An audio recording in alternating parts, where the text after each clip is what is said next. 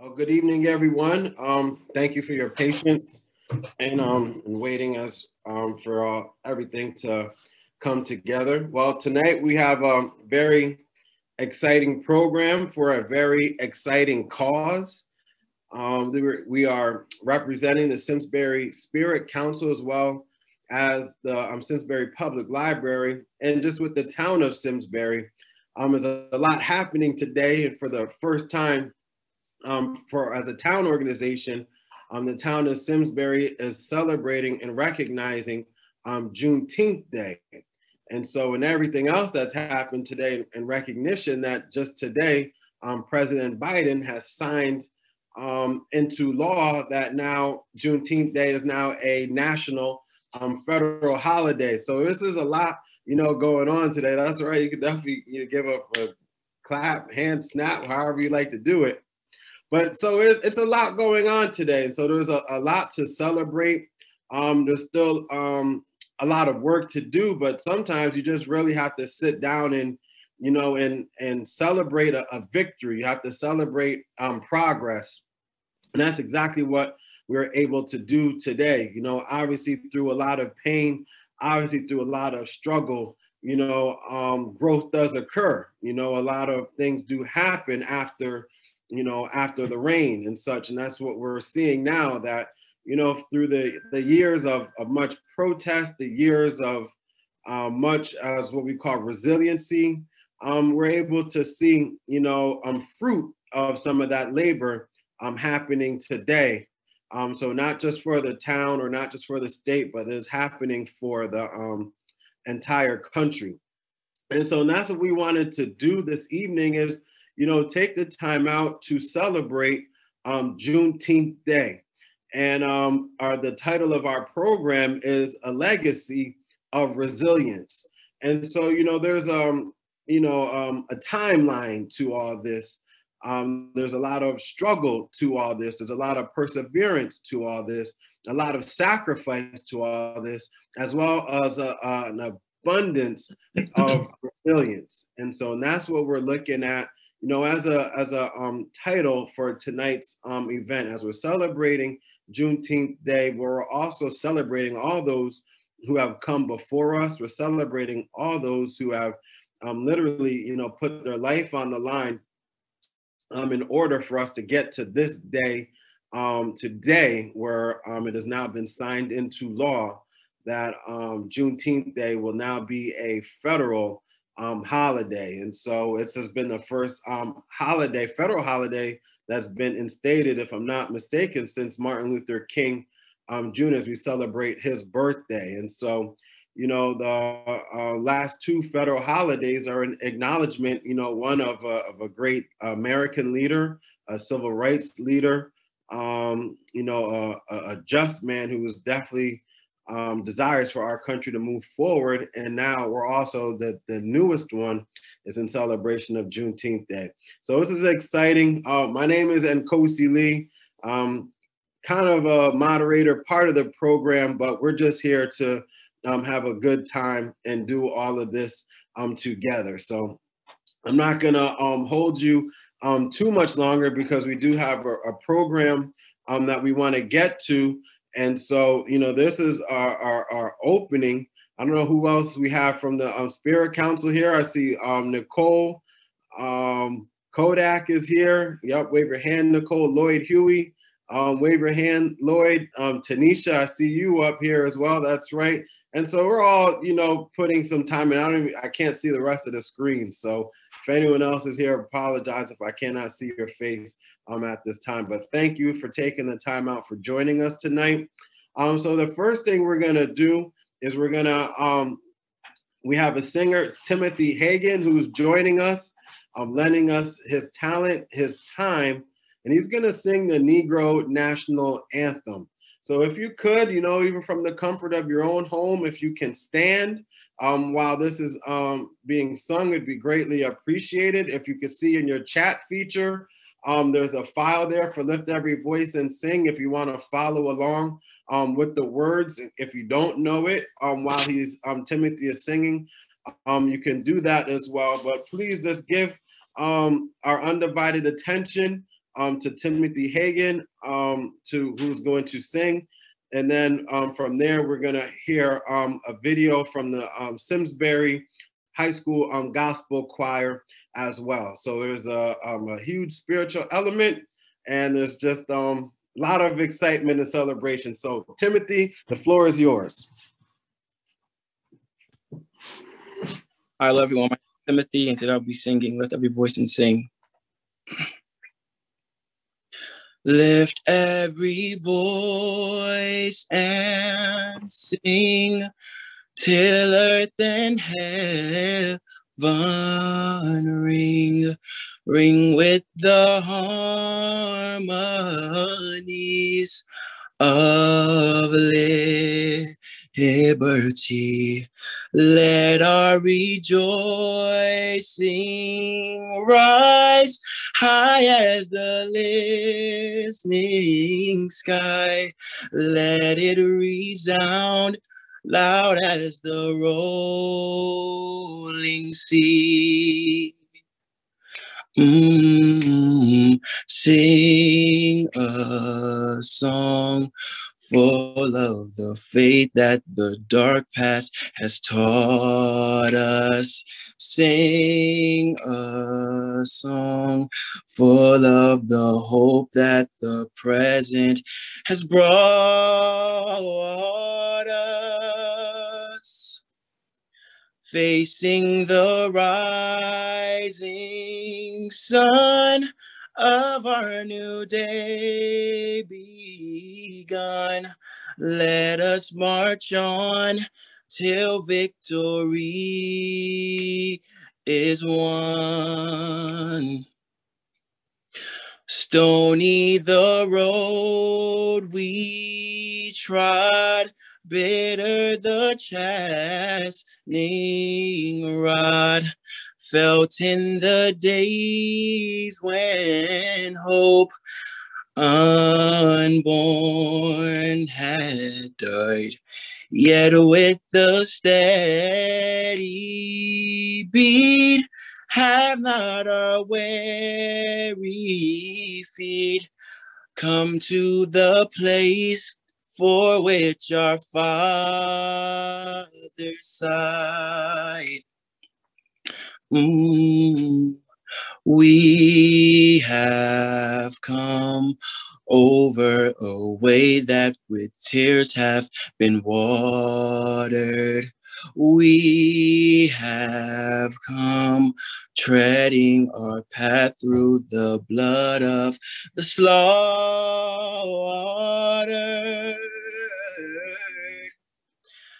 Out from the gloomy past, till now we stand at last, where the white gleam of our bright star is cast. God of our weary years, God of our silent tears, thou who hast brought us thus far on the way, thou who hast by thy might led us into the light, keep us forever in the path, we pray. Lest our feet stray from the places, our God, where we've met thee, lest our hearts, drunk with the wine of the world, we forget thee. Yeah. Shadowed beneath thy hand, may we forever stand true to our God, true to our native land. All right. All right. Thank you, Timothy. Oh man, thank you, thank you. Oh, that was beautiful. Thank you. And you know it's real when it's done a cappella. So thank you, so much. That was awesome. And wow, yes, thank you so much. And thank you for just lending your talent, lending your voice, lending your heart, your soul, and your spirit, Timothy. And just yes, what a way to open up, our celebration this evening. So thank you for opening that door for us. And I know just being able to follow that, everything else will be just fine. So thank you again, Timothy. It's greatly appreciated. That was awesome. Thank you so much. Oh man, yes, thank you. All right. So moving along, next we have a video that is done. This is from the Simsbury High School Gospel Choir. And so they're, we'll put that out as well. Yes, that was awesome, Juliet. So you are correct. Thank you. Yes. All right. So yes, let's, so next, yes. So that'll be the next portion of the program.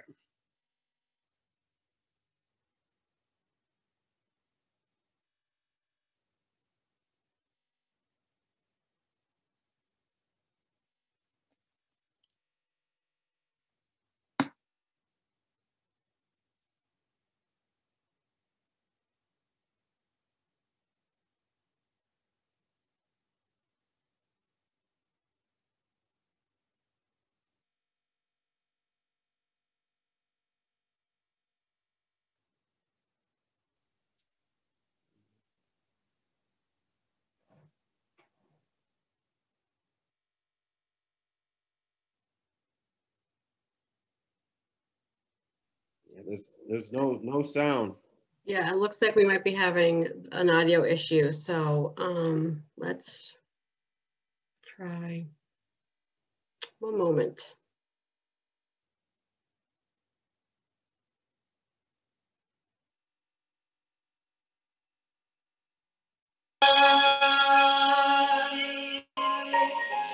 You are important to me. I need you to survive.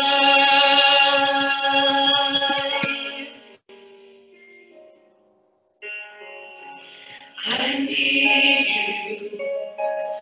You need me. We're all a part of God's body. Stand with me. Agree with me. We're all a part of God's body. It is His will that every need be supplied. You are important to me. I need you to survive. You are important to me. I need you to survive.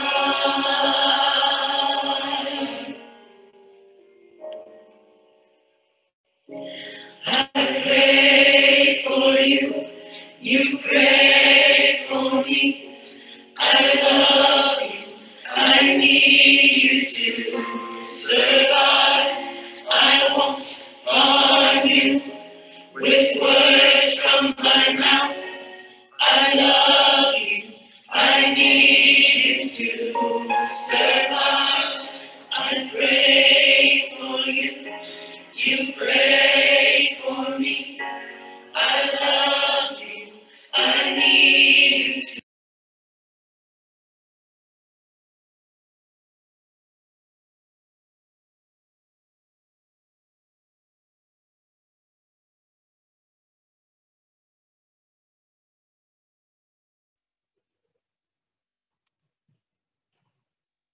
It looks like we might have some minor technical difficulties, but I'm not sure where she went. So in case we might want to just move to the next piece, or we can replay the video, whatever you prefer. Okay. Well, if the video is all set to go, we could definitely definitely hear that.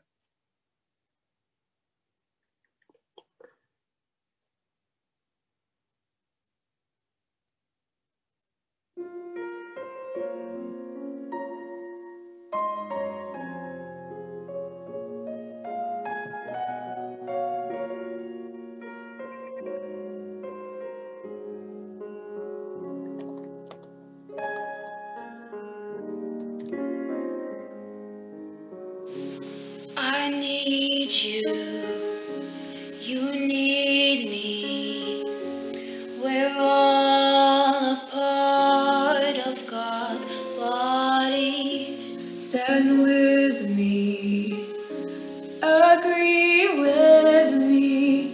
We're all a part of God's body. It is His will that every need be supplied. You are important to me. I need you to survive. You are important to me. I need you to survive.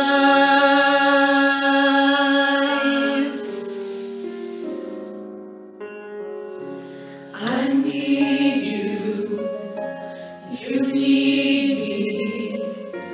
We're all a part of God's body. Stand with me, agree with me. We're all a part of God's body.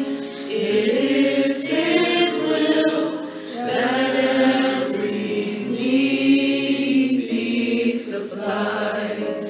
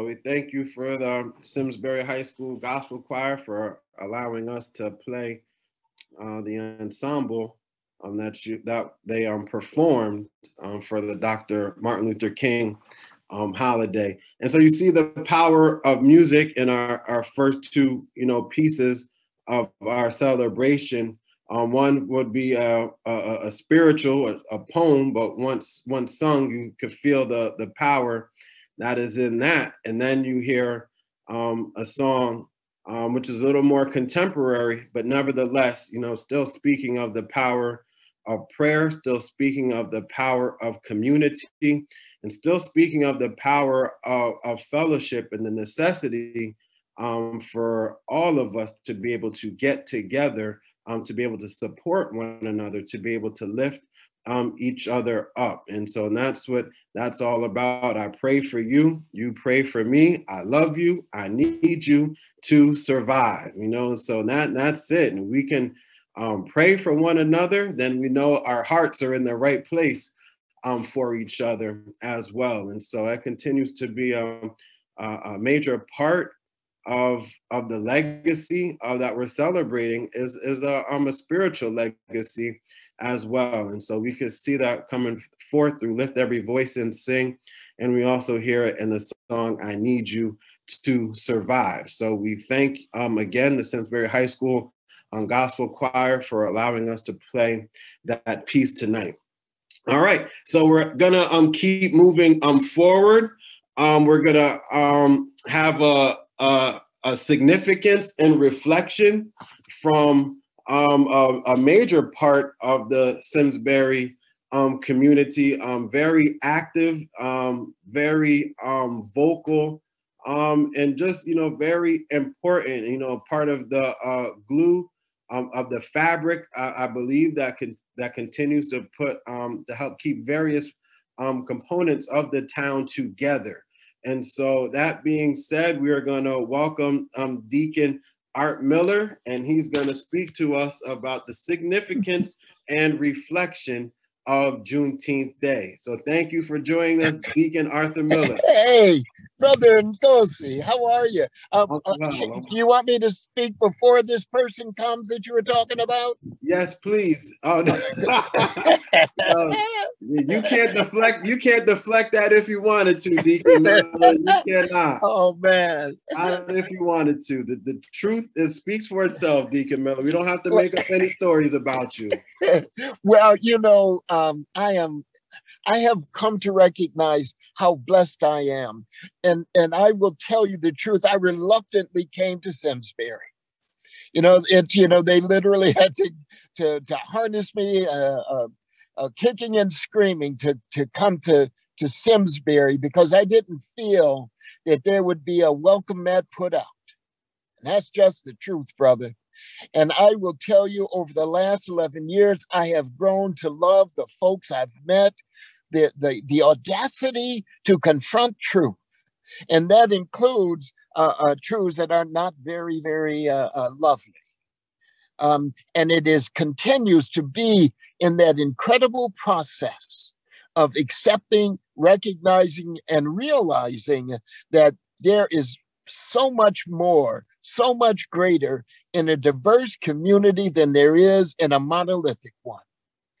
And that the truth of it is we are all much better simply because we are all different. Because I swear to you, I don't want a whole bunch of Deacon Art Millers running around, because that would be dangerous, brother. But together, man, who you are and who everyone on this call is, we can create so much more than we could ever do on our own. There's the old African proverb that says, if you want to go fast, go alone. But if you want to go far, go together. That's right. And that's what I think this community can do, is about the business of trying to do. And this embracing of Juneteenth that was done today, my mother would be jumping up and down and hallelujah and all over the place, because what it truly is saying to every single one of us, because this is not a Black holiday. This is an American holiday. it is an American in the true sense of the word. You know, it's been a long time, even though I fought during Vietnam, and my son was in the Marines for years. My grandfather, my great-great-grandfather, all were in the service for this nation. But I never, ever felt truly like I was an American. I was always a hyphenated American, a Black American, an African American, a Negro American, a colored American. But this holiday tells us that we are Americans, because it is on this day, 156 years ago, when the country, not even willingly, but unwillingly, came to the realization that nobody is free unless we are all free. And we still marching towards that day. So other than that, I'm not excited about this, but I'm going to tell you this. I will now begin to celebrate the 4th of July, because I never did before. All right. Well, that's Independence Day. You know, July 4th. I think it was Frederick Douglass. They had him to give a speech on the 4th of July. And he came out with, what to a slave is the 4th of July. Amen. And so he knew it. He said, how you asking me to celebrate the 4th of July when millions of my brothers and sisters are in bondage, you know? And so I think now when you're saying you could celebrate it because it speaks to the point of freedom, you know, it speaks to the point of opportunity. You know, and again, you know, our title is a legacy of resilience. And so it also speaks to the resilience, you know, that has been just exuded, you know, over, you know, of many centuries, you know, for us to be able to sit here at this point, like you say, and to be able to celebrate Juneteenth Day and all the accomplishments, you know, that have happened, you know, yes, the failures, the successes that have happened, but we're able to be in a place of reflection. We're able to stand in a place of humility. We're able to stand in a place of thanksgiving. We're able to stand in a place of joy, you know, as we could look back and you could, without having to have experienced everything, but having an understanding of things that have occurred. And now to be able to sit here today and now see as a national holiday that America unanimously accepted in the United States Senate in 2021 with all the shenanigans that are going on in that body of politics, and nearly unanimous in the House of Representatives. And so, yes, both sides of the aisle, all shades of colors, different religions, gender, sexual orientation has all come together to put into law, to put into practice, you know, this day today. And so, yeah, so it's right to be able to celebrate, you can say, as an African-American, as an American, however you know, it's absolutely. It's a true time to be able to celebrate in the midst of everything else that is happening. You still have to be able to take the time out to celebrate a victory. Absolutely. Victory. You know, there's one thing that I'd like to respond on, and that's I'm tired of being resilient. Oh boy. You know, we as a people don't have to. You know, I'm not going to be resilient anymore. I'm not going to let stuff just roll off my shoulders anymore. Right. I'm not going to be resilient and have to take, you know, insult and microaggressions, because I'm tired of being resilient. And so I'm putting down resilience and demanding the truth of my birthright. And that's also something that we need to recognize, you know, because some folk are saying, as you've implied, Nkosi, that, you know, well, it's not done yet. No, it's not, but I'm going to celebrate, man. It's time for us to celebrate, because we have too many times when we don't celebrate, when we're so enamored and embraced on the hardships of what has happened.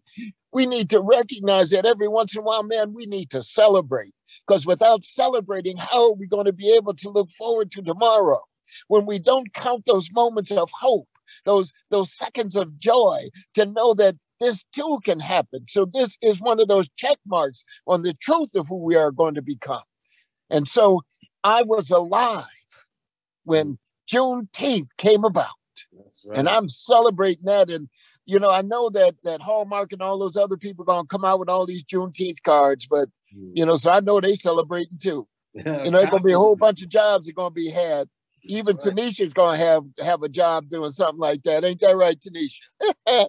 I mean, we all, and how many, you know, that's going to be the hallmark. How many Juneteenth cards did you send out? Do you give gifts on Juneteenth? Or what do you do on Juneteenth? You have pumpkins. I don't know.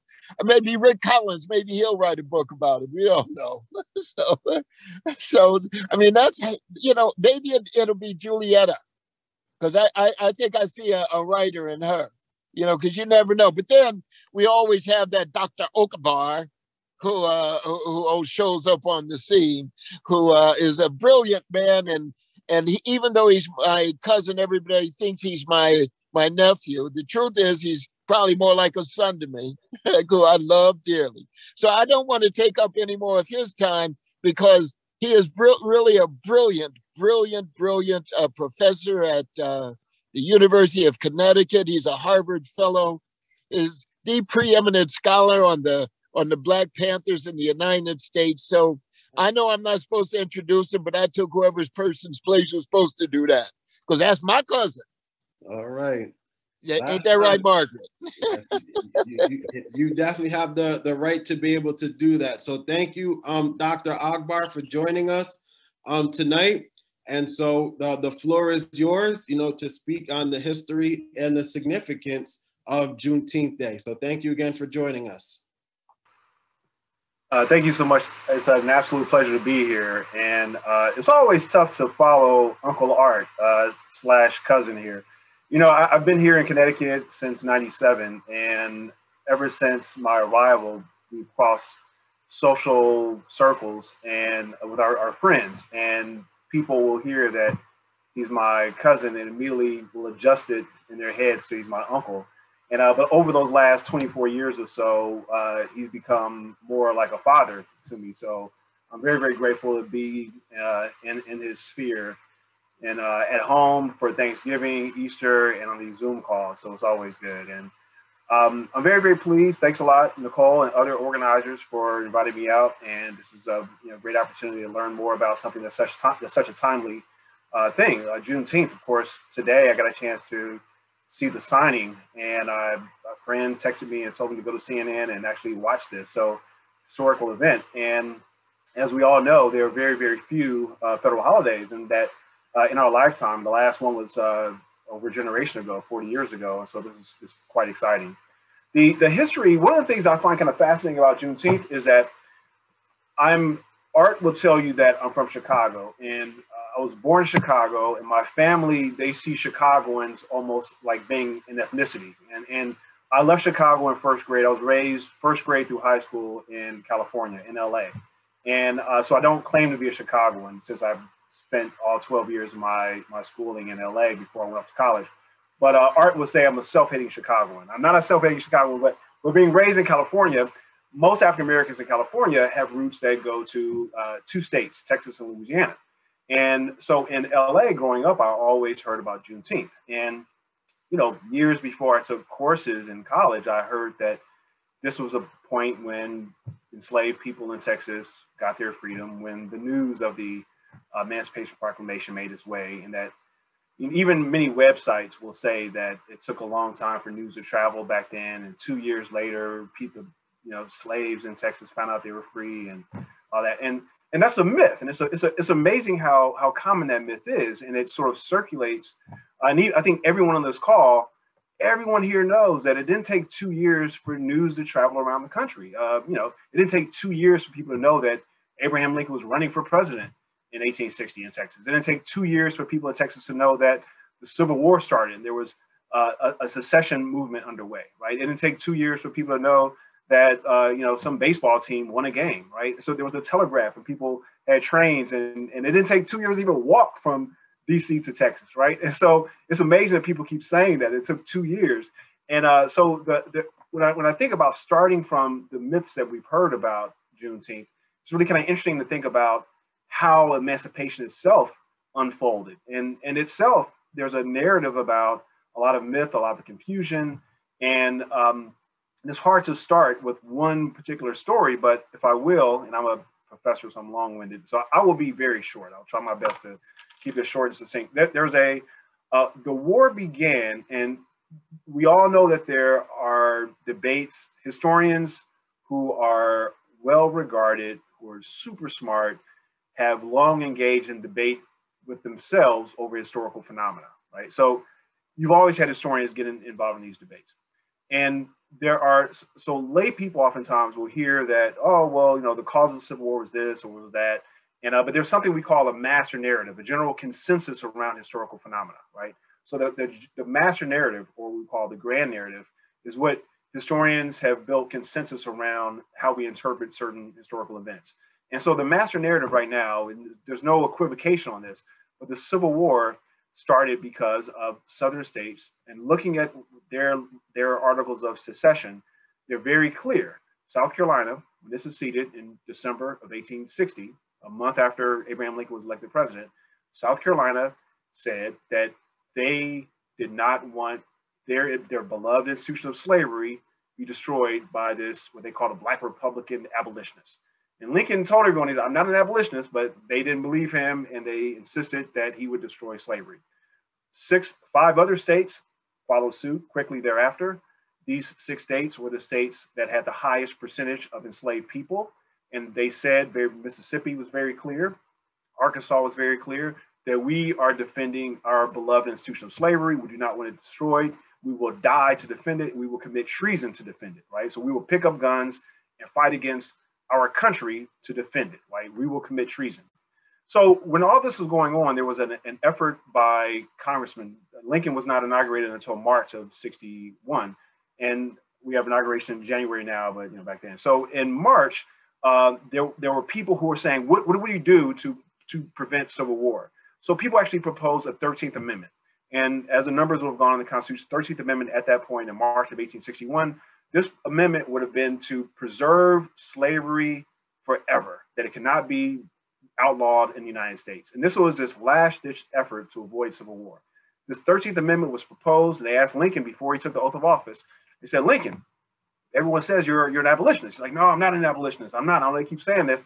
I'm anti-slavery Republican, but I'm not an abolitionist, meaning that I don't want to see slavery expanded from where it is.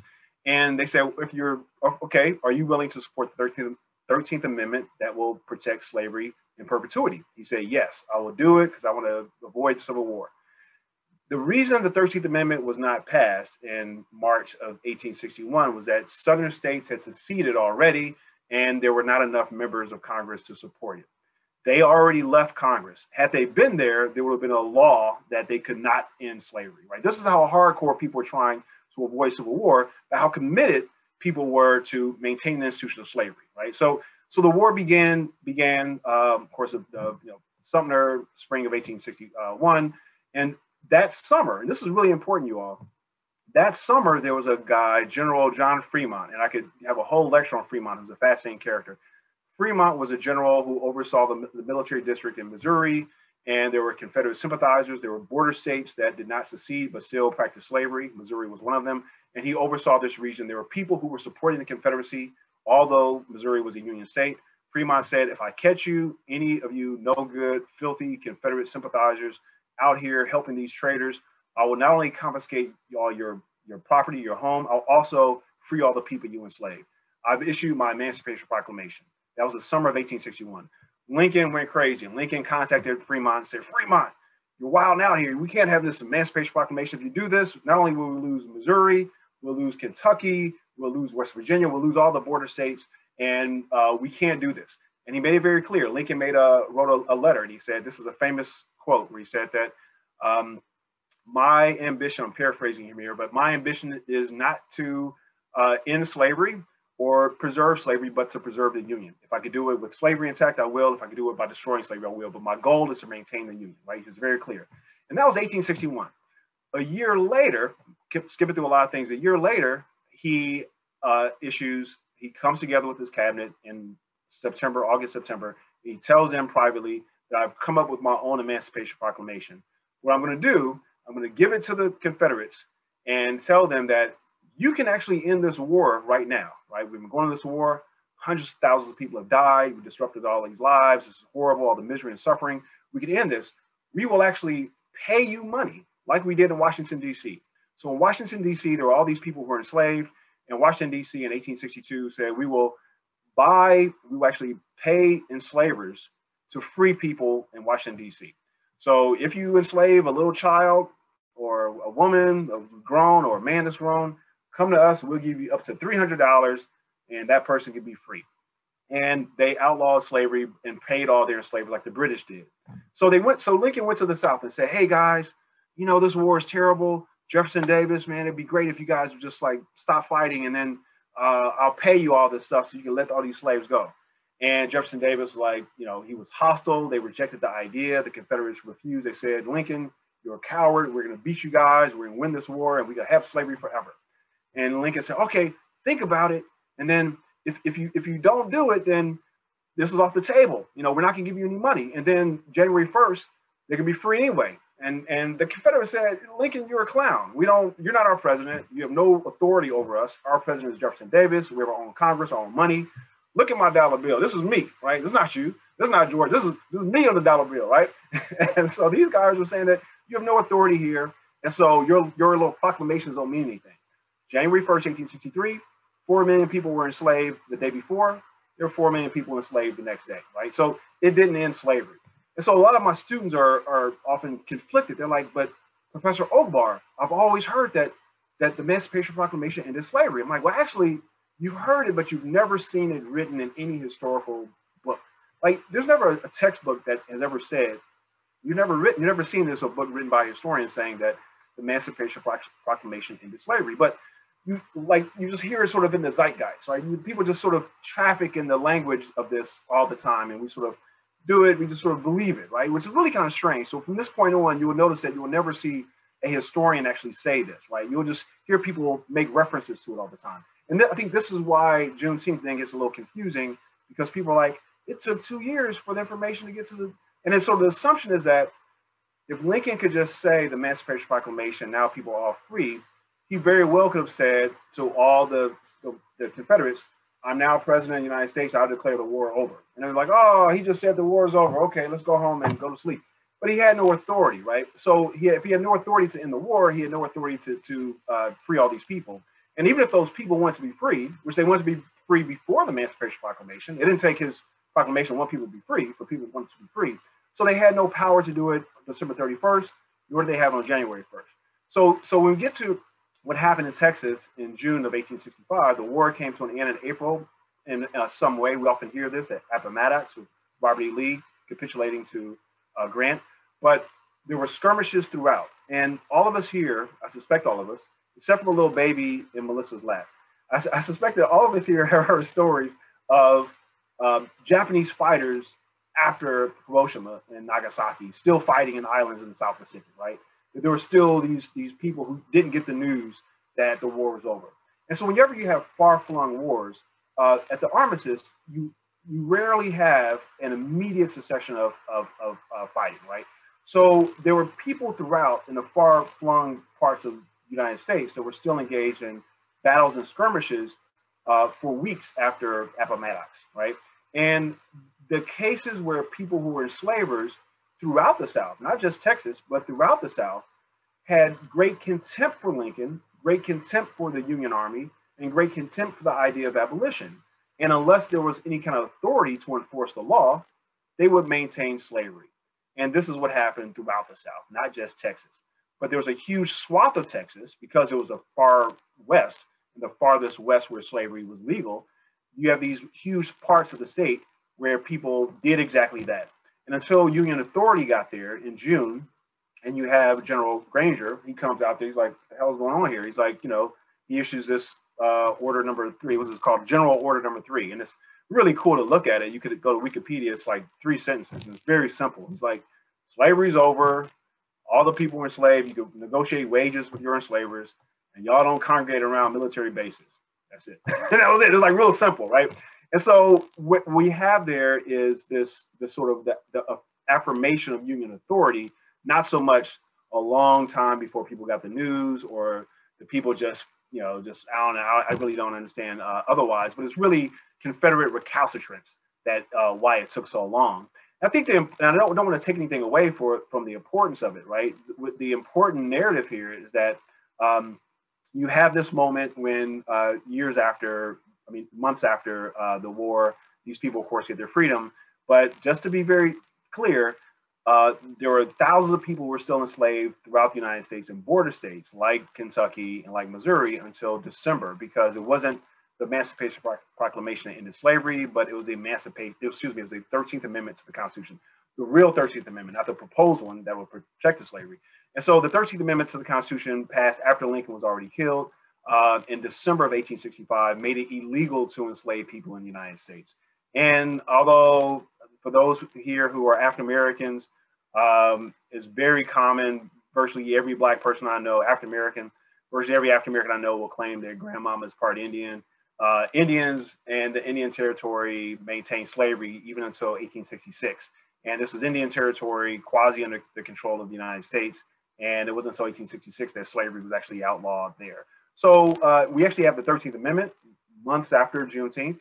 And then, of course, Indian Territory, 1866, the following year, where slavery in North America is finally. Mexico outlawed slavery long before. Canada outlawed slavery long before.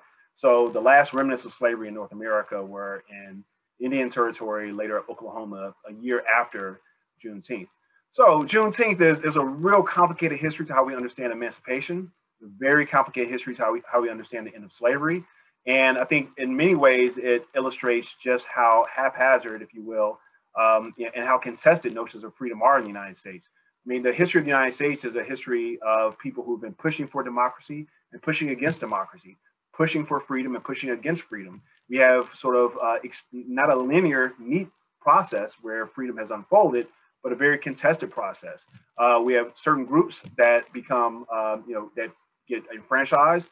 And then over time, we have constrictions on those attempts to enfranchise groups. Whether we're looking at class, race, and gender, there are all these complex narratives. And that's what we have with the 13th Amendment and, of course, Juneteenth. I know this is not probably the moment, but if there are any questions, I'm not sure if this is a moment where people have questions, but thank you for your time. Thank you, Dr. Akbar, for the history, dispelling some and shedding light on other parts as well. So we thank you for that. I guess I would have a question to ask if no one else does while we have you here. And not just perhaps when you mentioned Oklahoma, and then also just speaking of Tulsa. And so is there a relation there then for the Black Township, perhaps like what parts of Tulsa and the relation with the slaves that were there then in Indian country and being able to form some of these Black towns? Is there a connection with that? Yes, there is. So one of the things that came out of Indian Territory in 1866 was an actual process of some measure of reparations. Now, I'm not a specialist in this, but my understanding is that unlike it, so many people have heard the story of 40 acres and a mule being promised to formerly enslaved people in the United States. So that was Special Field Order number 15 by General William Sherman in Georgia. And it wasn't something that the federal government offered everyone across the United States, but was offered along the coast between Georgia and Florida. And there were people who got lands, and those lands were taken away. In Indian Territory, when people were freed from Indians, they actually got plots of land, acres of land, as recompense for intergenerational torture, rape, and enslavement and brutalization from these people. And that actually became a foundation for the wealth that we saw in different pockets of Oklahoma, including Tulsa. Oil was found in Tulsa, and Black people who owned land in Tulsa found themselves, like white people who owned land in Tulsa, or Indians who had land in Tulsa, they found themselves positioned to become quite wealthy. And Tulsa, as many people might know, was one of the wealthiest cities in the United States for a time. And because of the oil wealth, and African Americans were able to build all sorts of institutions, a hospital. They were able to draw doctors and lawyers, and a hotel, and modern amenities of different sorts, and a thriving, very, very affluent community. And when I first heard this about what was the so-called Black Wall Street, I'm gonna be honest, I thought that it was a myth. I mean, this is how little historians had known about it, and there's a lot to see. And I've been fascinated by the national attention on the centennial of the Tulsa sort of pogrom, if you will. But I thought it was so absurd. Even someone who has studied history, and I think I may have first heard about it probably in college, but I thought that I was like, how could something like this happen? We hear about Harlem, you hear about, other little pockets. So I was like, if I hear about Harlem or I hear about Bronzeville, Texas, or Bronzeville, Chicago, this particular Black community, but I did not think Tulsa had the capacity for that level of influence, but it did. All right, thank you. And I think that's perhaps part of the narrative, like you say, is the centennial celebration, and that's coming to light a lot more.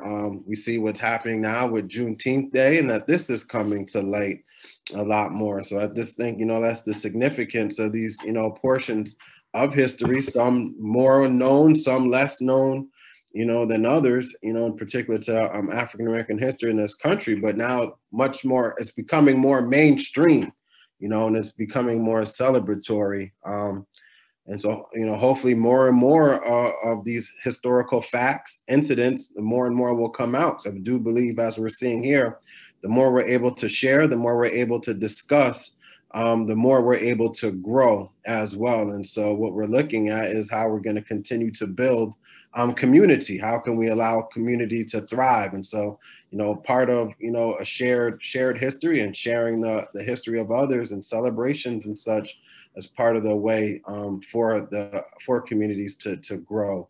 And more importantly, try to grow together. And so we thank you. I don't know if anyone else might have a question for Dr. Akbar while he's here.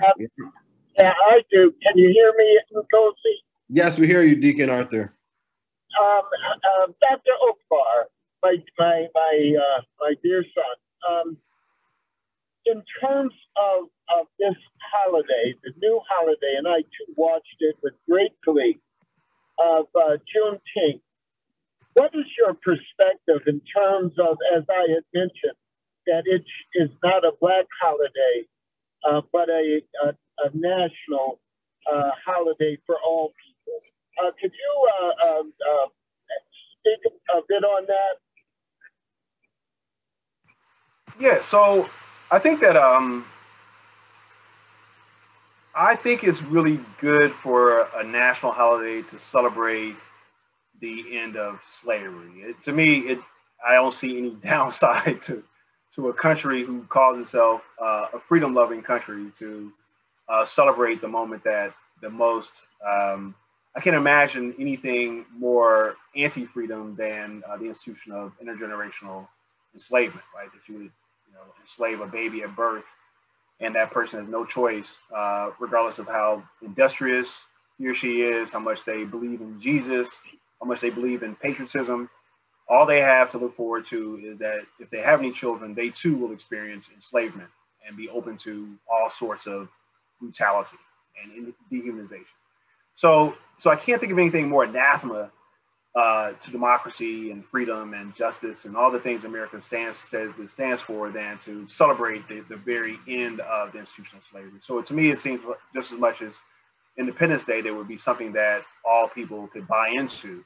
As you mentioned earlier, Frederick Douglass noted that Independence Day, what does it really mean for Black people? He said the slave, but for Black people, most Black people who are free, even on the eve of the Civil War, could not vote. So even Black people free, they were liminal citizens at best. And so the Independence Day, if a celebration for all Americans, I would see this as something for all Americans as well. And it really, I think it celebrates the possibilities of America. I mean, it really, in many ways, talks about the malleability of the American project, that the American project is not fixed, it's not static, but we can push and plot it in different directions. And those directions can be for freedom or not, but it's really what the people make of it. I think that's an important thing for all of us to know, but also for every single one of us to be able to articulate. And I say that because I know there will be pushback that it is, a Black holiday, or why are we doing this? This doesn't make sense. Why are they pushing for this? I don't want to hear about, about this or that. I think that it is, as you had said, a malleable moment, a moment of intellectual and spiritual curiosity and dexterity and a willingness to go to the edge to uncover the truth of self. And that the way that you put it, Dr. Okbar, I think allows us to have some intellectual, verbal, and verbiage to be able to talk about why this holiday is so important. Thank you. Great. Okay. And I'll just put out one more. Does anyone else have a question for Dr. Okbar?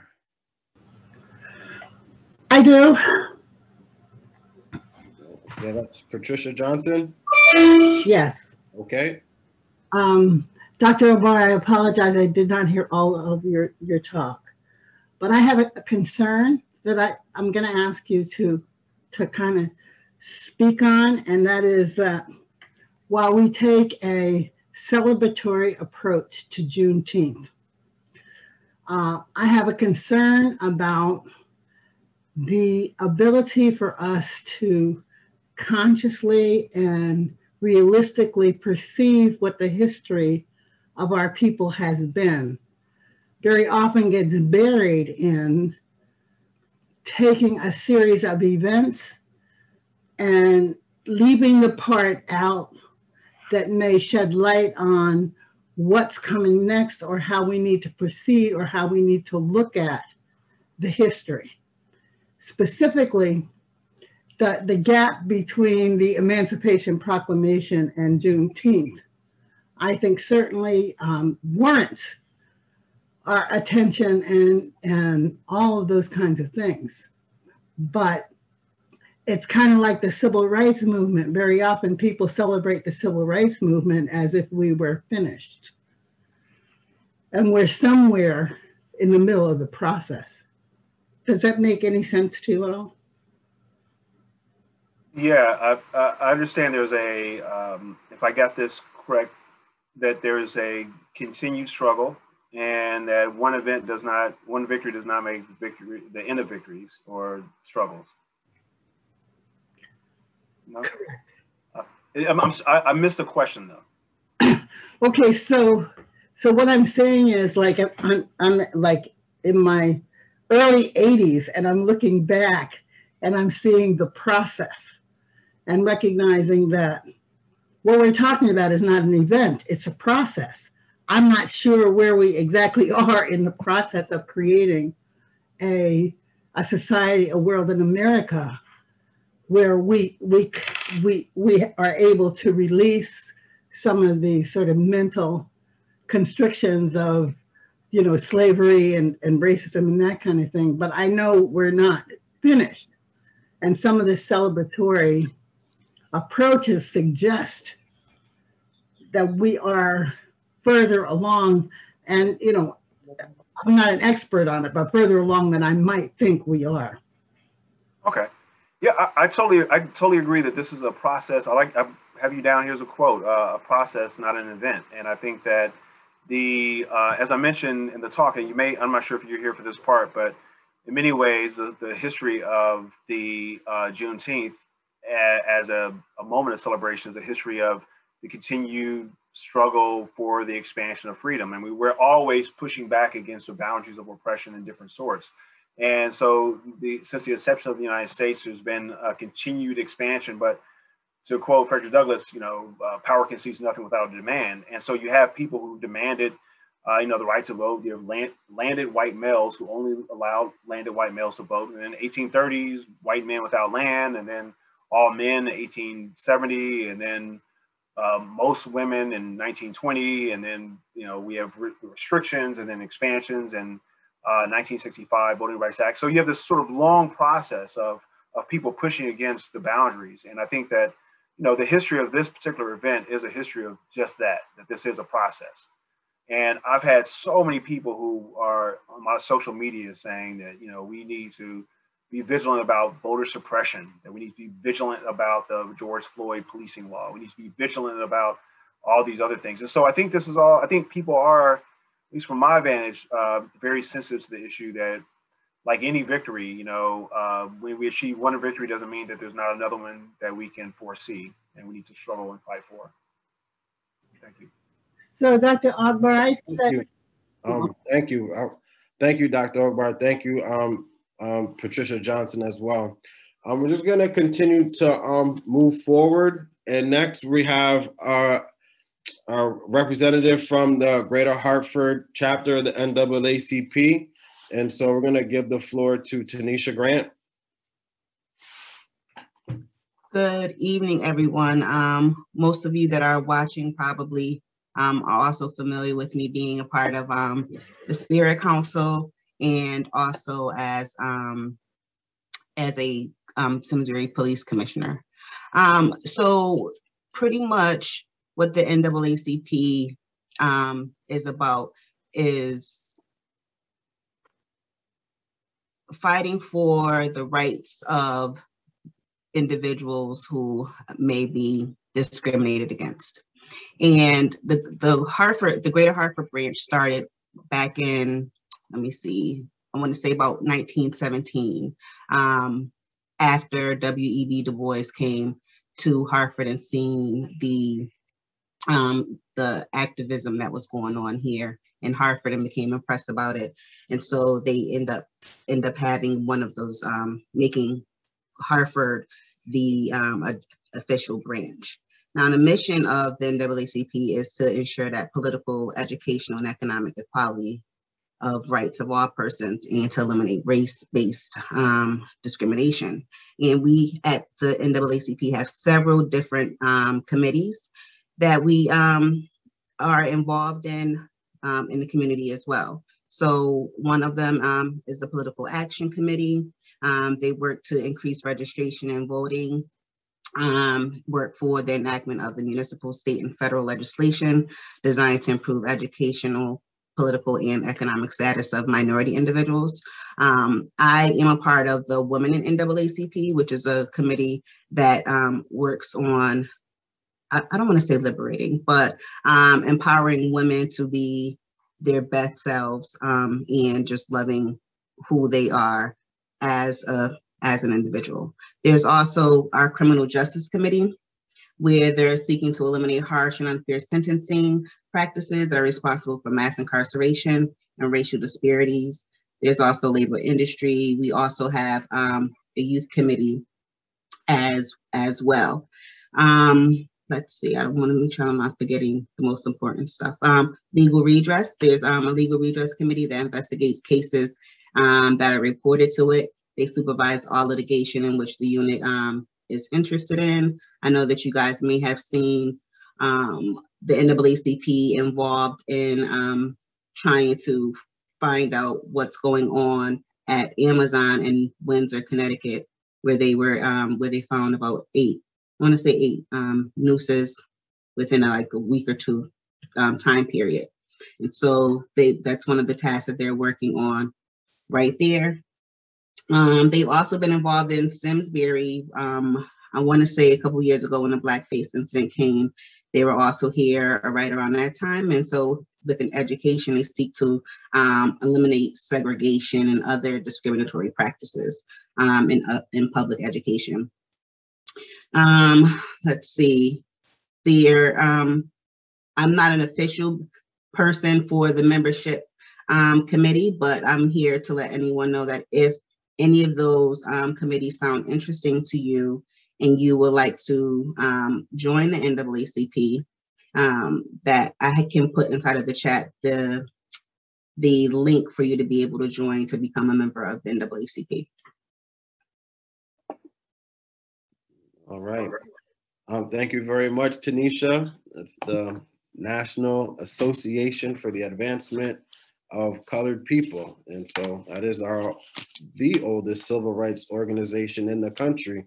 And so it's always the credibility that is attached to the NAACP. And so we thank you Tanisha, just for taking the time out. And again, if anyone desires to join, to become a member, and I believe it's a $30 fee, but it is feasible and it is open to all. So we thank you, Tanisha, for all the work that you're doing as well and all the time that you're putting in. Thank you very much. Okay, so next on our agenda is a little bit of a brief, just a little panel and community discussion, and we're just answering a few questions, you know, and that's with myself, I'm Deacon Art Miller, Tanisha, Grant Lloyd Huey, myself, and Dr. Ogbar. And so, you know, the first part of our first question that we're looking at is just, are we asking the question whether or not there is a need for the celebration of Juneteenth? Is there a need to celebrate this day? And so, Lloyd, I know we have not heard from you as of this night, so I will put your name out there first if you want, you know, to have the floor first and talking about, is there a need for the celebration of Juneteenth Day? All right. Thank you, Nkosi, and good evening, everyone. Dr. Ogbar, thanks for that great presentation. And that's a great question. And, you know, as I think about it, it's not a simple answer or straightforward answer.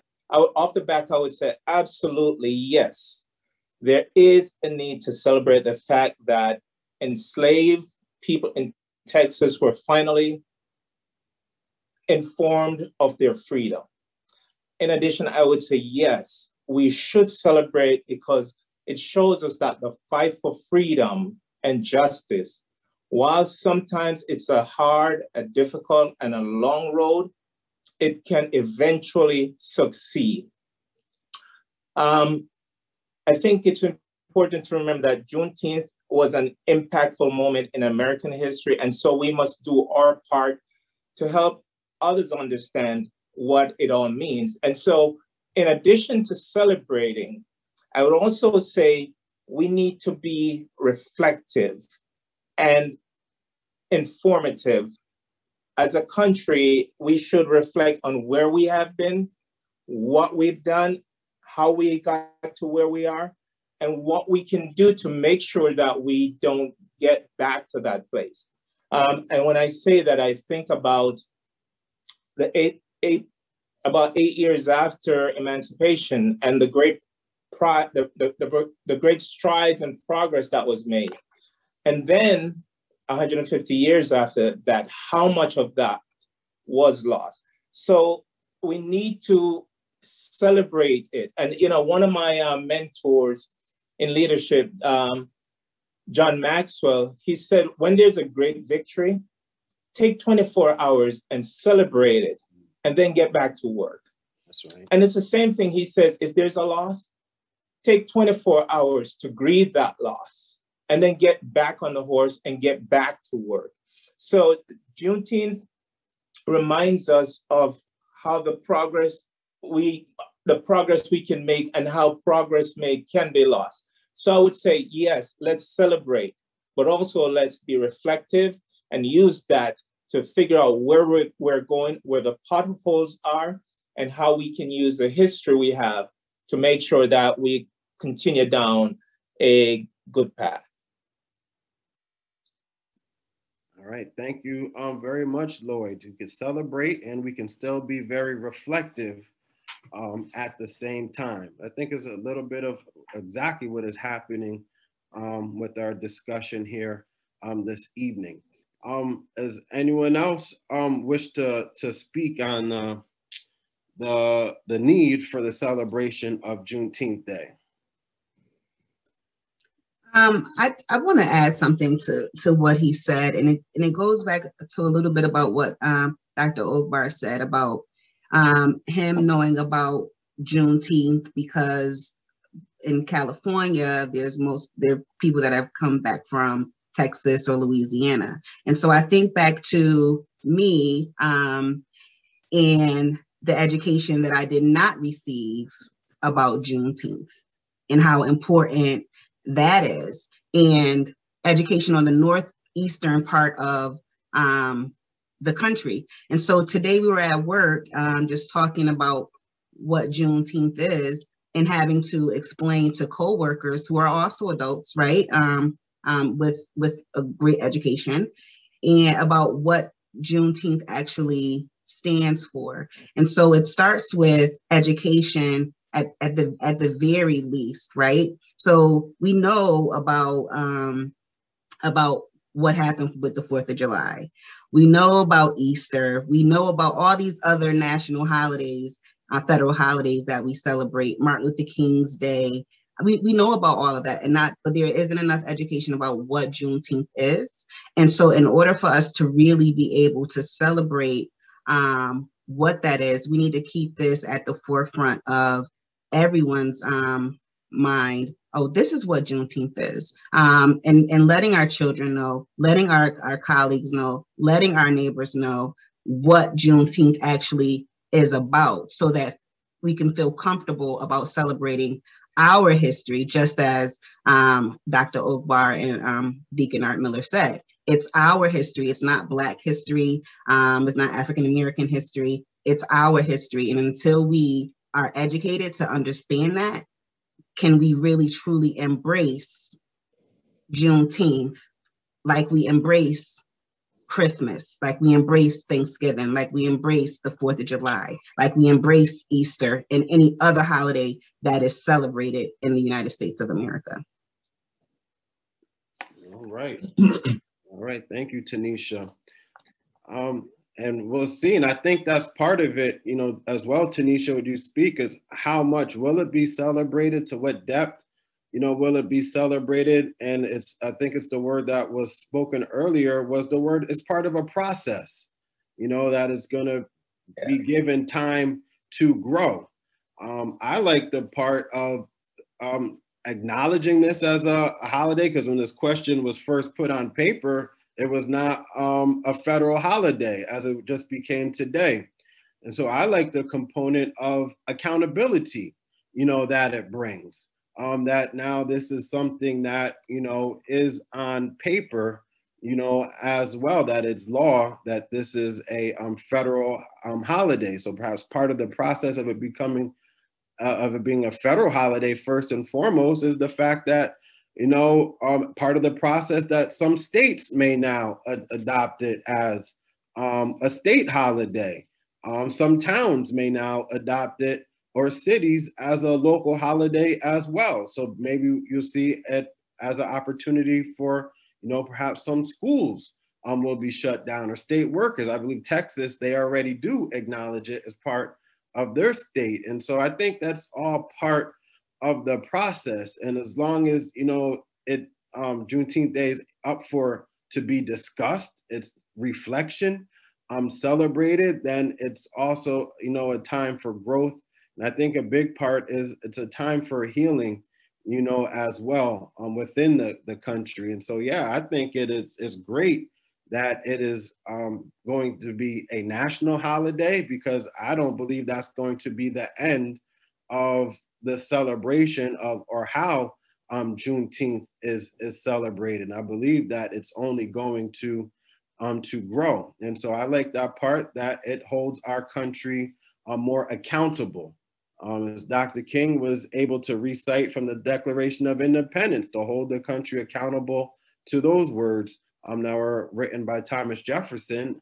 I do believe that as a national holiday, that this is also going to be a way for the country to be held a little more accountable as well. So as injustice, as it continues to unfold, as, you know, police killings, as they continue to unfold, as we still deal with, you know, issues of healthcare, or issues of wealth, education disparity, this is all another, you know, now with this is something else that can be added to accountability, that it's not just African Americans, you know, to protest these things, but as it becomes more of an American holiday, as we've seen, you know, in the past year, that we've seen all different types of people out in the streets protesting, all different types of people desiring for there's some sort of accountability and justice to be had. So I'm excited about it, you know, from that component as it being part of a process and something for us to celebrate now and still be able to look forward to, you know, look forward to how it will evolve and expand within the country. So I believe, yes, definitely should be celebrated. All right. I don't know, Dr. Ogbar, if you have anything you wish to add on the celebration, or Deacon Arthur, are you still with us? Yep, I see. There you go. See, the book cover is gone. All right. So, Yeah. Yeah. You know, it is. I'm so excited about this. You know, and I recognize, because I've been around for a while. I'm not in my lower 80s, but I can see them from the bottom of this hill as I approach 76. And there has to be these moments of celebration. Even the enslaved people who were wrought with debauchery and rape and ugliness found moments to celebrate, jumping over the broom. I mean, they did things, because without that, there's no waking up for tomorrow. So I am going to celebrate this, because it will, in fact, enliven my spirit to do more. And to be able to teach this to people is going to be extraordinary. To be able to teach it so that this country can begin to confront it. We have, my friends, a remarkable moment. So let's not look down. Let's not look at what we need to do. Let's do and take care of what we got right now in the midst of our poem, to teach. All right. All right. Thank you, Deacon Arthur. Let's celebrate in the midst. Jump in the broom. Hey, circumstance is never greater than the joy. I like it. Yeah.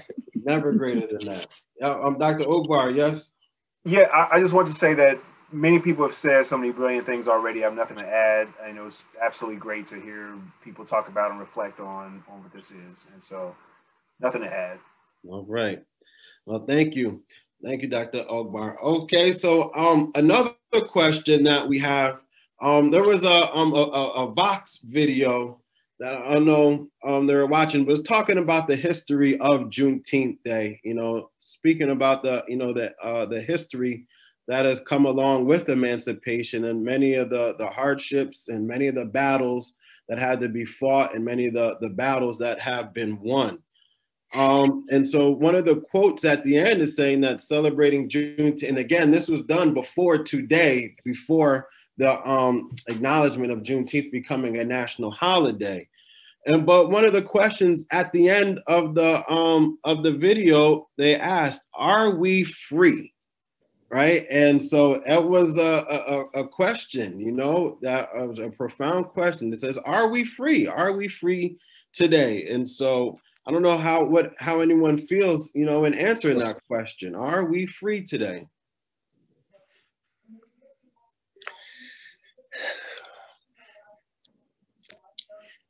Well, I'll give it a shot. I think we are as free as we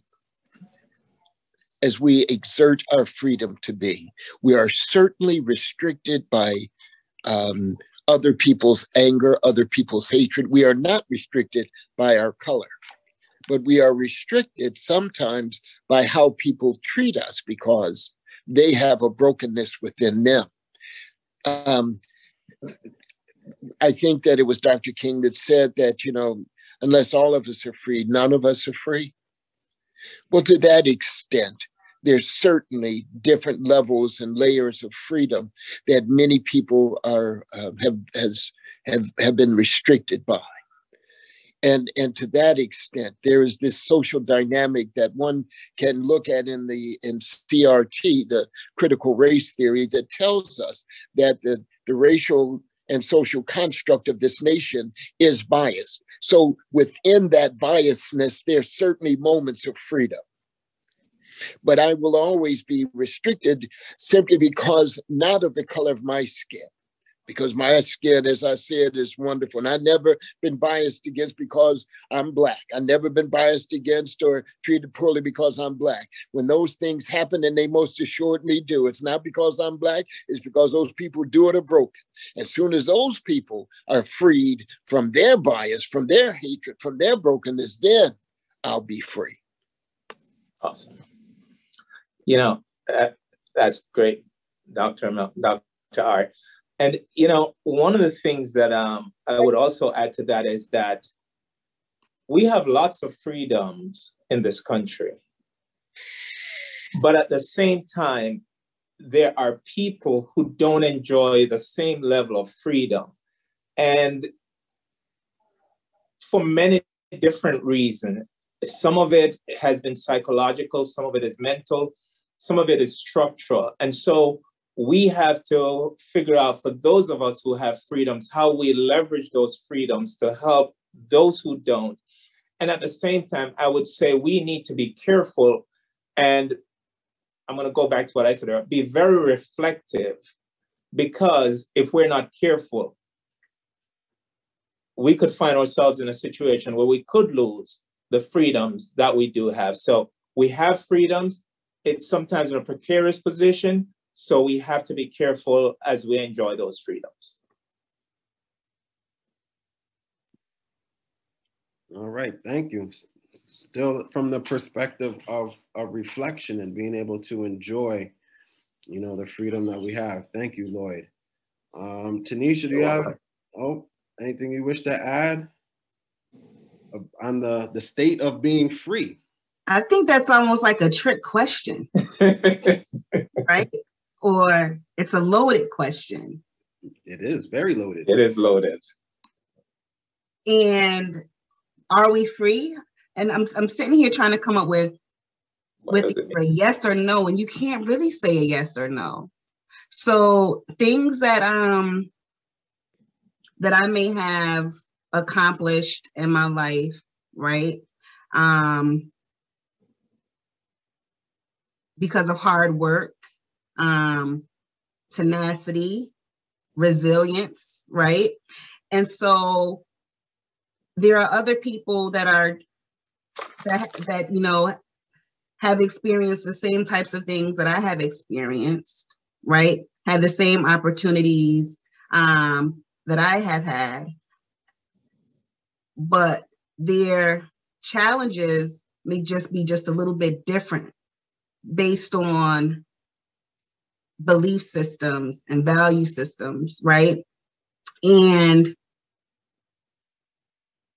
for those of them that didn't get that opportunity, it wasn't because they didn't want to. It was just because there wasn't a door open for them at that time. And so can I truly say that I'm free knowing that 30 minutes from where I live, there are children that are hungry, that there are people that are homeless, that there are people who women that are being abused by their husbands. I mean, it's just so much. And so am I truly free? Are we truly free? No, not until we look at society and there are people that have the will that can do it, but they just it's just hard for them. And no, we're not fully free. Knowing that 30 minutes away from where we live, there's people that are living in the situation that they're living in. So long and short of end of it, I can't say so. I can't say that that we are as a nation, as a country. There shouldn't be anyone in this country that goes to bed hungry. There shouldn't be anyone in this country that is homeless, because we are one of the wealthiest nations in the world. And there's no reason why. And until we feel comfortable with helping other people who don't have or can't get because of their situation, or educating other individuals as to why their behavior is creating a negative impact on others, right? Whether it's no fault of their own, we're going to continue to not be free.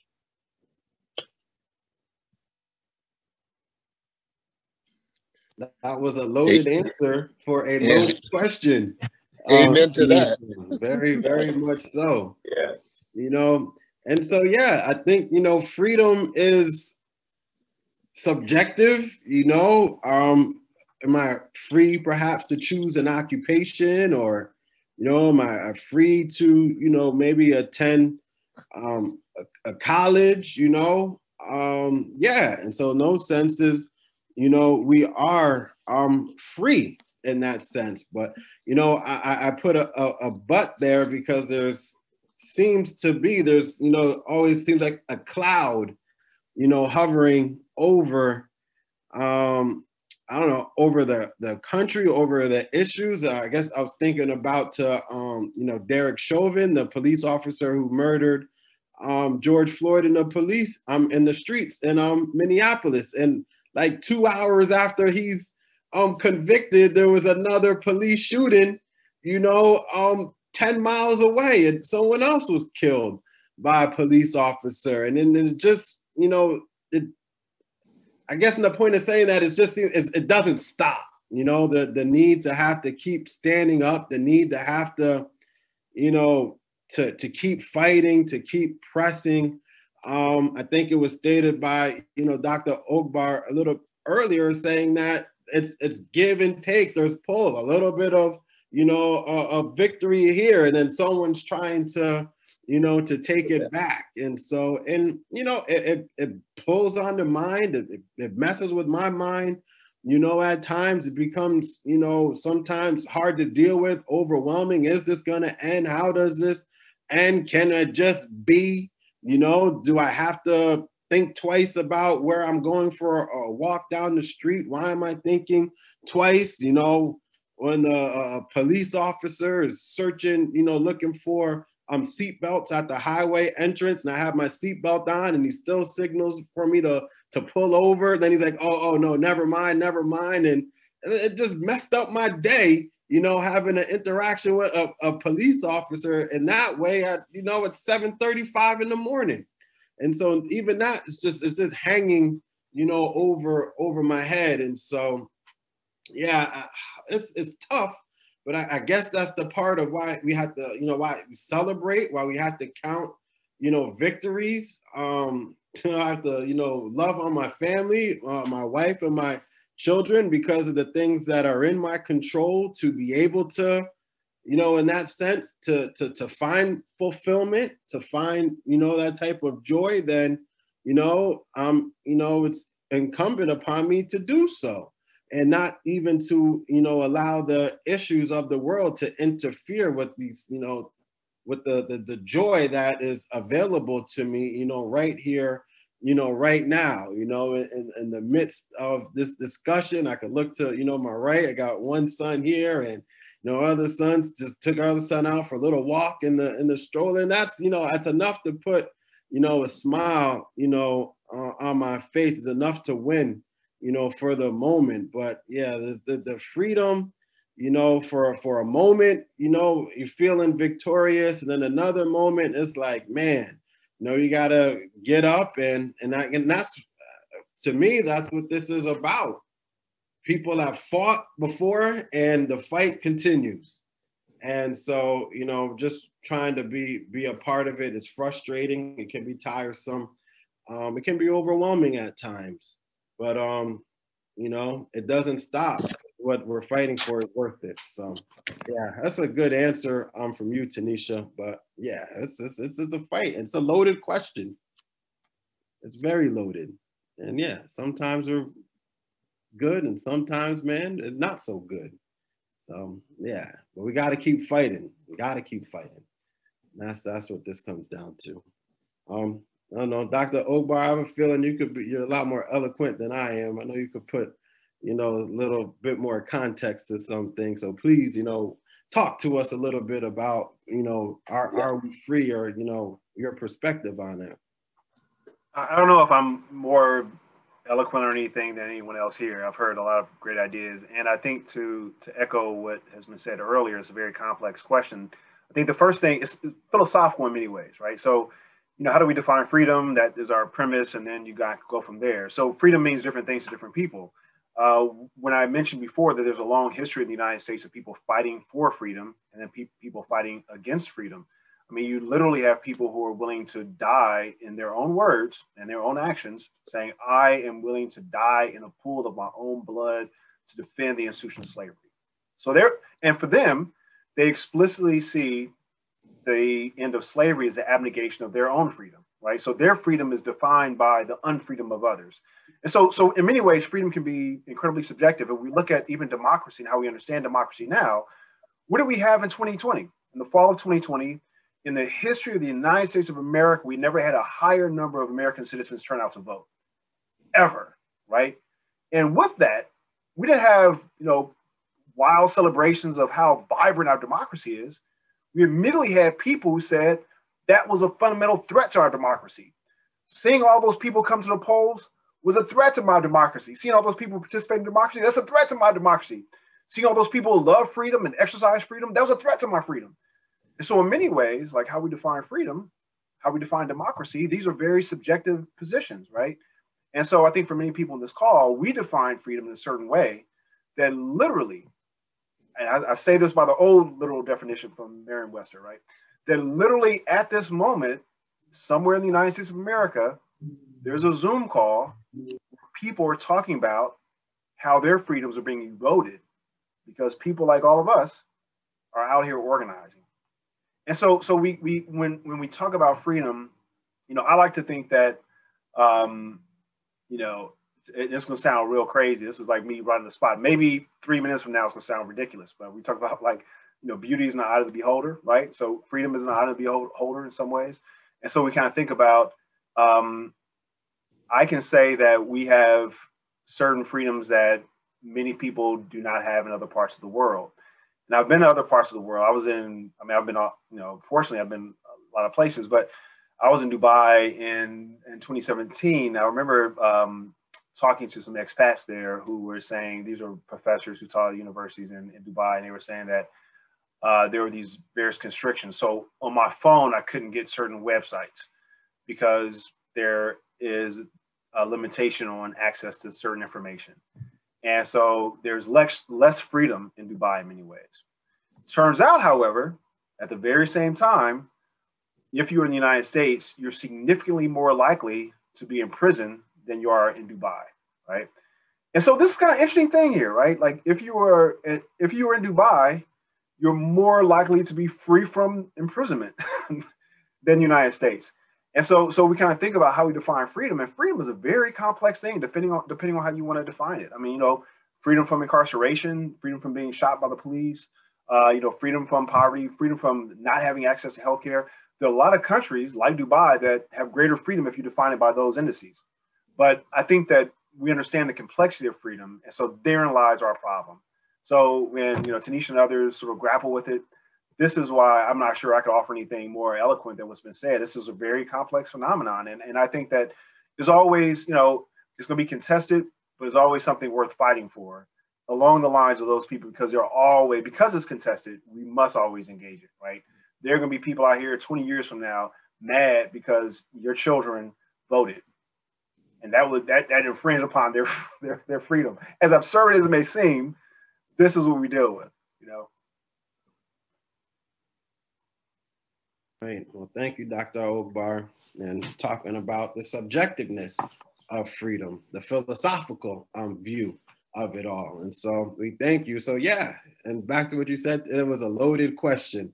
And I think you could have quite a bit of discourse, you know, talking about freedom and being free. You know, what does it, you know, what does it mean? And so, yeah, it is a very loaded question, but it's nice to have a discussion about it, because I don't know the last time I ever tried to answer such a question. And so again, that's why I always enjoy, you know, these types of discussions, these types of events, because it does allow, you know, for dialogue, it allows for exchange of ideas, and it allows for, you know, the type of growth that is necessary, that is essential for our well-being. And so I don't know, we have a few minutes left, but I would just open. I don't know if there's anyone here in the audience that does have something. Oh, Tanisha, you got your hand up? Well, there was a question in the chat for Okay. Bar, that Rick had put in, and he wanted to know if he could talk about Joe Manchin's proposed compromise on the issue of voting rights. Okay. Oh, thank you. Thank you. Yeah, I think Joe Manchin is my father-in-law is a great guy. He is a political animal. And, you know, we were talking about how Democrats have an option now to push through a lot of substantive legislation, including this infrastructure bill and a series of other things that the United States really needs. You know, climate change, all sorts of stuff, right? And but we have this character that my father-in-law warned me about. He's like, yeah, we've got this cowardly, weak-kneed dude over in West Virginia named Joe Manchin, right? And I've heard of Joe Manchin, of course, but he's like, Joe Manchin's gonna be this weak-kneed, cowardly, weak link in the chain, you know, spineless, you know, guy who's gonna capitulate to any semblance of resistance from the right. And sure enough, he's been all of those things. And I've been, anybody who's, again, this is a very scientific measurement of the political landscape over the last six years. We do know for a fact that Republicans, when they wanted to get legislation pushed through, they were able to do so without having this bipartisan sort of support. And when we look at what happened under Obama's administration's last 2 years, not having, having the party of no, sort of just resisting everything, they were very, very clear. And in this case, I think that Joe Manchin is such a bane for progressive legislation to be passed. And I don't even know much about this compromise on voting rights right now. And the little thing I heard him say is that he didn't want to support something that was not bipartisan, right? But we know for a fact, you know, Moscow Mitch wasn't concerned about bipartisan politics, right? This horrible guy from South Carolina, they weren't concerned about, bipartisan politics when they came up with issues. And so it seems to be this thing that fully rests on, these, characters like him. And I don't know what can be done. Apparently, just very, very quickly, apparently people said that Robert Byrd, who was a conservative Democratic senator from West Virginia before, that Robert Byrd ended up being an obstacle as well. And one of the things that the Democratic Party did in order to get Robert Byrd to vote was to say, we will do things for West Virginia, right? And that if the Democrats can promise certain things for the coward Manchin, that he will then, capitulate and get on board. And what that means, what he wants, I don't know. And but I think that perhaps the best way to go is to sort of, do a little horse trading the way that LBJ was famous for, and working people around to provide this guy Manchin something that will allow him to vote in the way that his party wants him to vote. I know I shouldn't be calling people cowards, all that kind of stuff, and spineless on Zoom calls, but you can tell how I feel about this guy Manchin. It seems like it's so disappointing. I just really hope for more, but here we are. Thank you for answering that. Great question, Rick. Thank you so much. Well, I guess we're coming towards a close, just of our program. And, again, we'd just like to say thank you for everyone that has taken the time to, to be a part, whether of the organizing the event, being a part of the panel, or just being in the audience. And so we're looking at, again, a legacy of resilience. And I know legacy is anything handed down from or as from an ancestor.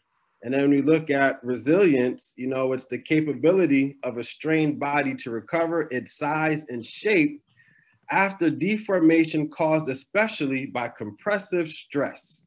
Or more simply put, it's an ability to recover from it or adjust easily to misfortune or change. And so that's why always part of the reflection process of a day such as this, you know, is looking at the issues, looking at the obstacles, looking at discrimination, oppression, whatever has, you know, impacted, you know, especially speaking of Juneteenth in a historical perspective, what has impacted African Americans and being having an equal say and having an equal opportunity in our society. So all that, nothing has been given, you know, in that sense. Every inch of what has been received in this country has been earned. It has been fought for.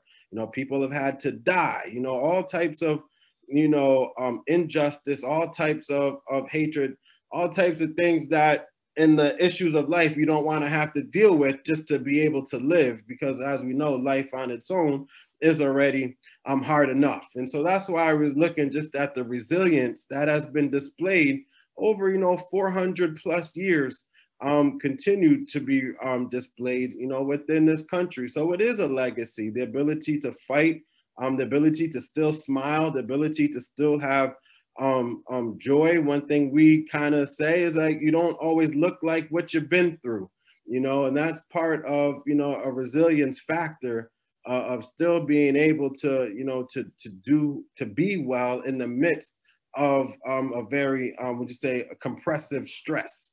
And so, yeah, and so in closing, I just wanted to say we definitely would like to just take a minute to thank everyone that has given their time to organize, participate, and be in the audience for the town of Simsbury's inaugural Juneteenth Day celebration.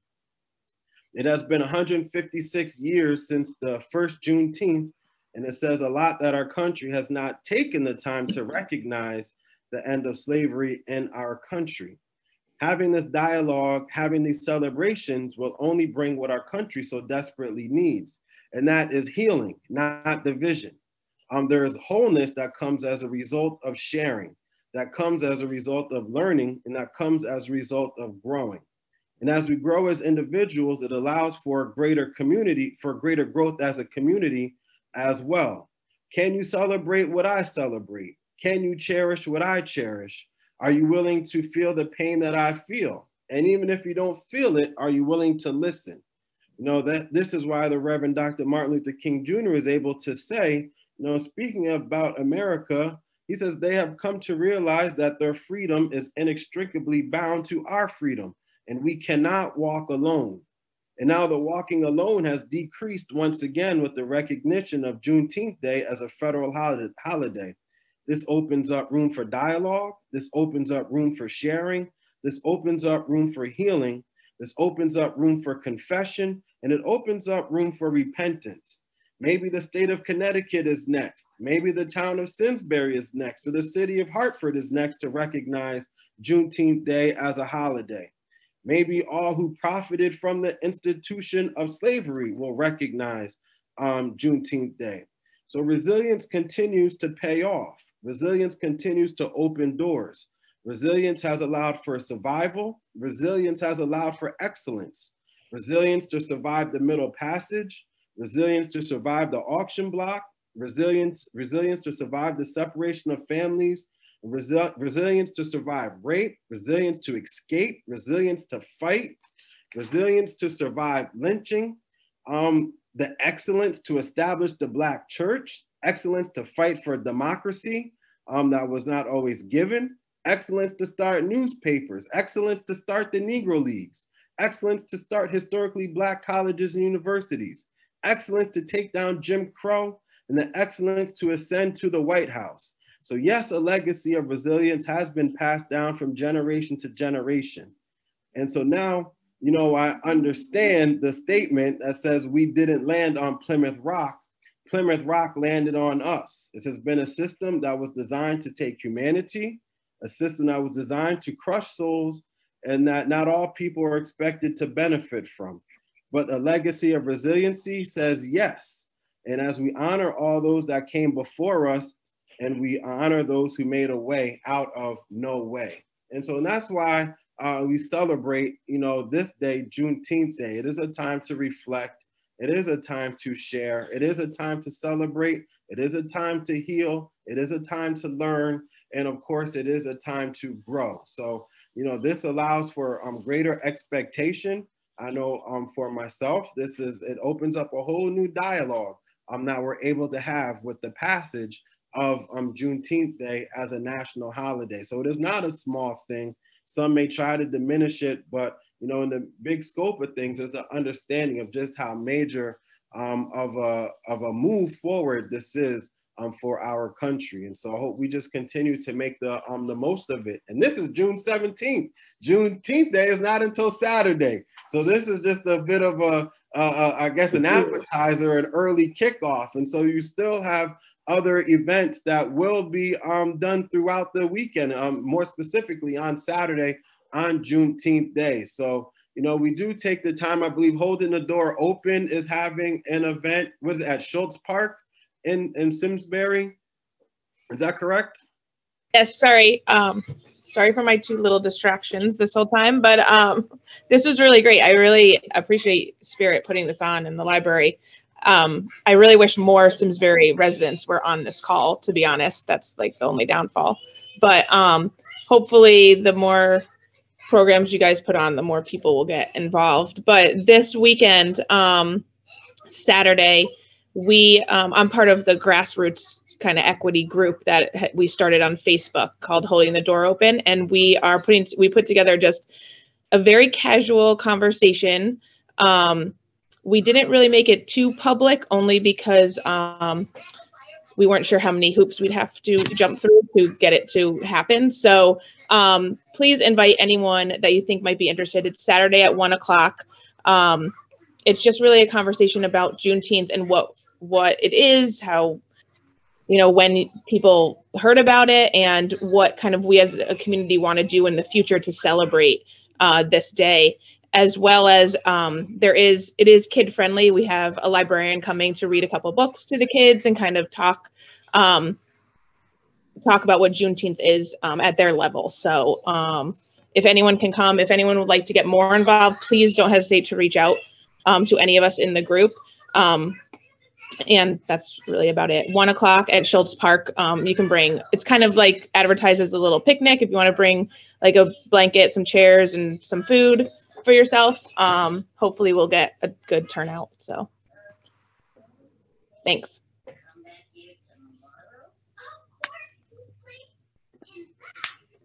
You're muted, Nkosi. Yep, that's 1 o'clock at Schultz Park. Thank you. I'm Nicole. And I also saw, you know, that they're saying the schools need more programming like this. Well, you know, this is part of the accountability component of all this, is that, you know, as parents or whatever, you know, members of the community, that, you know, to be able to press, you know, to the schools, you know, that, hey, we would like to see, you know, programs, you know, we have access to the Board of Education. There's various allies in various parts of town that are willing to give an ear and that are willing, you know, to listen. And so, yeah, so I think it becomes the accountability part, that it becomes incumbent. And if we see an area that is lacking, we see an area where there is room for improvement, you know, then yes, it becomes incumbent to speak up on that, you know, and to address it. If we see the issue, then we see something, you see something, say something. I think that's been part of the mantra that we've had, and how we could destroy this terrorist mentality that we call racism, and, you know, and just trying to dismantle a system of white supremacy as well. And so it's going to take everyone's effort. It's going to take everyone's sacrifice. So if there's something that you see that is lacking, then hey, by any means, try to move forward and push forward in, you know, in that endeavor. And I think we have allies of people who are willing, you know, to support. And I think that's something that has become more and more clear at a time such as this. We're not in this fight alone in any you know, any way. So hey, let's continue to fight. Let's continue to gather, to dialogue, and then let's find a way to be able to move together, you know. And so that's what this is about. It's about building community. It's about adding to diversity, adding to inclusion. It's about adding to equity. It's about allowing everyone to feel safe and secure within, you know, their community, socially, politically, educationally, you know, in any manner of freedom that has been discussed. So, you know, we say thank you again to the Simsbury Public Library. Thank you to Lindsay for always, you know, doing all the work behind the scenes that allow these events to take place, you know, to the town also, and just to all of you for taking the time to join us. Yes, we always hope for a bigger audience, but we just know that this also is part of the process of growing. And so we know as we continue to do these things, to plan and then to execute, that growth will occur. And so that's what we'll keep pushing for that. So Lloyd, thank you for joining us. Thank you for your input. Tanisha, thank you for joining and your input. Dr. Ogbar, thank you for your expertise, your input. You know, just thank you for making this a little more palatable and digestible. It's deep thought, but you make it digestible for us to be able to hear. Deacon Arthur Miller, thank you always, the glue that keeps everything together, but we thank you for joining us. Thank you for your time and your insight. Nicole, thank you also for all the work that you've done